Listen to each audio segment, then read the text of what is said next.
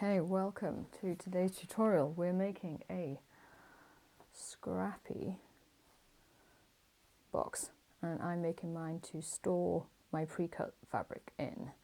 So if you don't know, I'm doing a stash busting challenge this year and I am cutting all my scraps up into squares and triangles. So you will need 40 2.5-inch squares, and you need 20 for the inner and 20 for the outer. This does make your little storage boxes reversible. And then what we're going to do is start sewing them together. So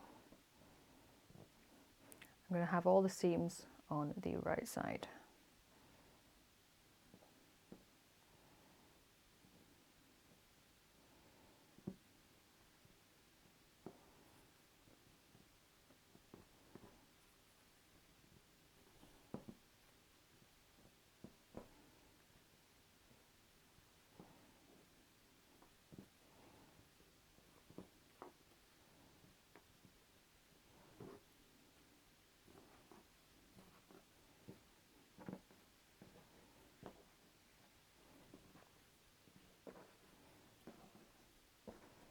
Go ahead and sew a 1/4 inch down every single one of these, and then we will press them and start the next step. I've gone ahead and sewn all my 2 bits together, and I've just pressed open the seams just because I don't fancy nesting seams. So this is the layout that we're gonna go with. We're gonna do the method of boxing the corners. So now what you want to do is same process as before. Fold them all over. Then these 2 in the middle, I'm going to sew along there like that. So down here, cross, cross, cross. And I am chain piecing these. Okay, so that's our pieces cut out. Just going to lay them out nicely.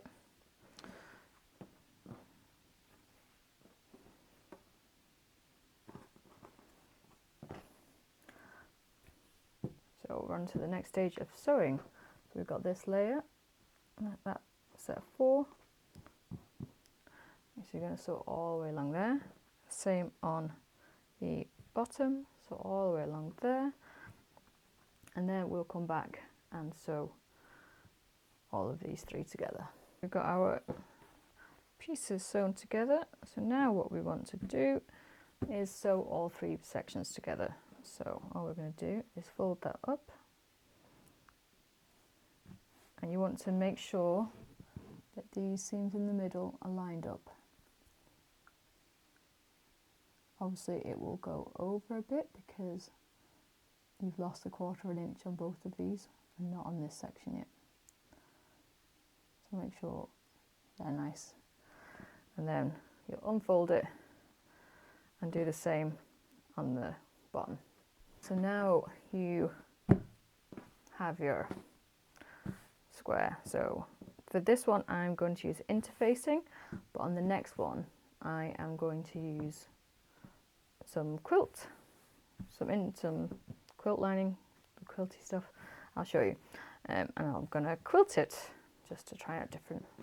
I want to improve my quilting.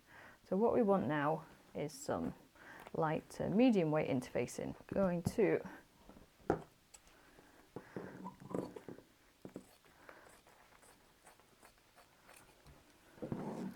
cut around this. So in this box I've used no interfacing and it still holds up quite well. But in this one I want to use some. Okay, so put your wrong side down on top of the glue side. Make sure all your seams are nicely flat, and then what you could do is press this with an iron, put a tea towel on top and give it a good press.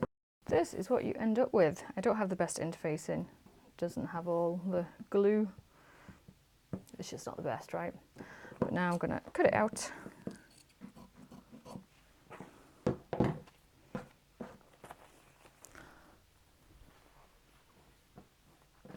So now we are going to make this into a pouch.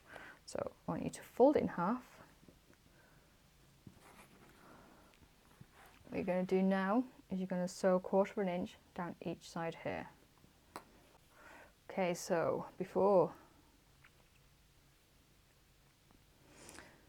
you don't want to go ahead and make all of these again, do all that cutting, if you don't have like more squares, this is a method I'm going to show you, and it's definitely cheating, right? But instead of having to work out all the maths, I've just got a fat quarter and I'm just going to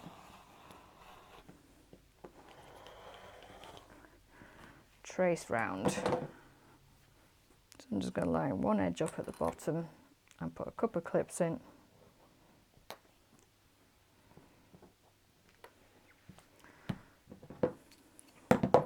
And then we're going to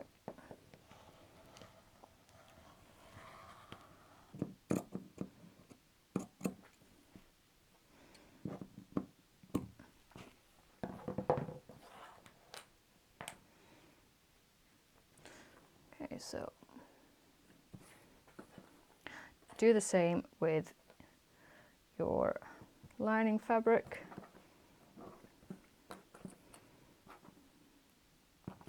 And then come back. So we've now gone and sewn down all these sides. What you're going to do, and you've sewn these right sides together, okay? Is take your piece and open it up. So this here is forming the base. So open this up, and then you're going to line up these two edges here. Stick a clip in.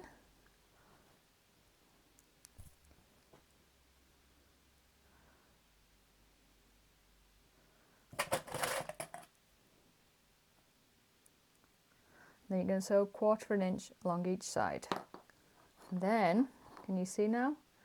You get your box. So I'll show you again. Pull these out.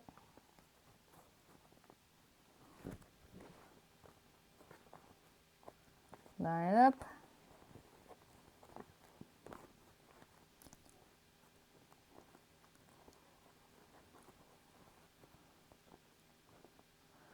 So I'm opening the seam up along here, along the edge, just so it's not so many layers under the needle.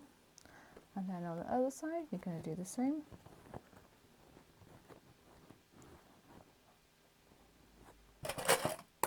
Now you have 2 boxes. There's 2 ways you can finish these off. You can put them wrong sides together and then put binding around the top to hide the raw edges, or you can do the method I'm going to do, which is cheating and requires near binding. Cut off all your threads, all that malarkey, and what you're going to do is you're going to put them right sides together. So turn one of your boxes right way out. So I'm just going to use the lining, and then make sure that you're lining up the 4 corners neatly. We've got 2 seams on this, one here, one each side. I'm going to press them all open and then make sure they're all lined up nicely. I'm going to stick a bugger. Stick a clip in or a pin. Do the same on the other side.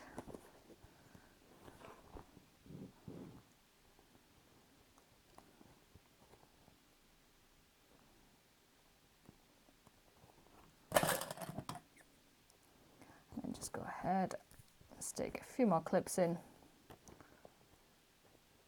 just at the center points. Okay, on the other side, we are going to put 2 clips in, and they're going to leave them about 2 inches apart. So you're going to sew from one clip all the way around to the other clip, leaving a 2-inch gap. That's where we're going to turn it right sides out. So go ahead and stitch 1/4 inch all the way around. It's a tricky bit. I've sewn 1/4 inch all the way around. You can see all my raw edges and my threads. Get your turning circle and just begin to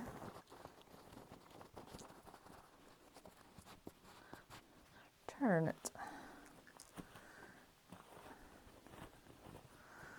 So to point all your corners out, get a big stick, something pointy on the end, so like a big knitting needle, or you might actually have a proper turning tool. Point all your corners out. So sticking the stick through the opening, through the hole, and then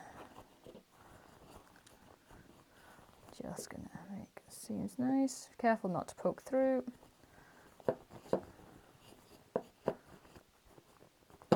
And then simply push the lining inside. Then you are going to manipulate the seam. So this edge here.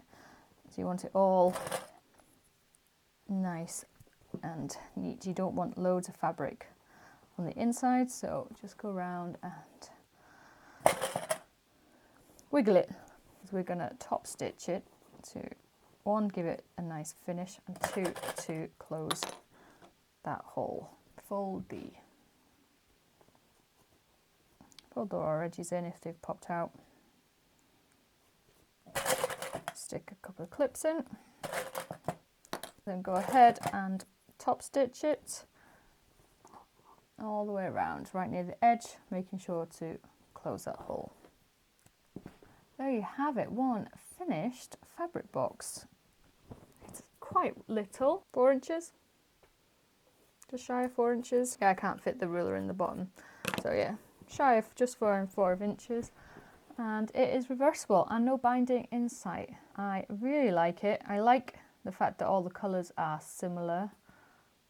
I think it gives it a bit more cohesive look, even though it's scrappy. And then you can have it the other way around, turn it inside out if you fancy a bit more of a, I'd say this is 70s vibes, but just more of a not so scrappy. So yeah, let me know what you think. Now I have somewhere to store all of my millions of tiny squares, which I can use when I'm making up my little quilt blocks every day. So I'm going to need to make a few more of these because I have one for current blocks on the go. So this one I used on the inside, I used 4.5 inch squares. Again, I like the cohesiveness of my fabric baskets. So I need one for all my triangles and I need one for all my squares. So yeah, I like them. I think they're beautiful and really useful.